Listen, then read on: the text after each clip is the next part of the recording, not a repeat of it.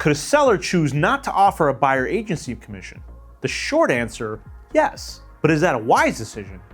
Not always, and here's why. As a seller, you have all the rights to decide what you want to offer. You have no requirement to put out a buyer agency commission. However, that decision can directly impact how marketable your property is. Remember, real estate is about supply, demand, and visibility. If you limit incentives for a buyer agent to bring their client through your door, you may be unintentionally shrinking your buyer pool.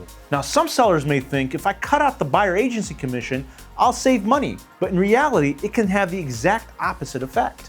Fewer buyers will see the home, fewer offers will come in, and at the end, you might net less than what you otherwise would have if you would have offered the commission up front. Because let's face it, if an agent knows they're not getting paid, are they really motivated to push that property versus the one down the street that is paying? I've especially seen this with newer agents that don't really know how to articulate their worth to their clients. Instead of having the tough conversation about the buyer having to pay out of pocket, they simply steer the client towards another property that makes this conversation unnecessary. The results? Your property actually gets less exposure. Now, I know this isn't typical, but this does happen in the market, and agents are not supposed to steer.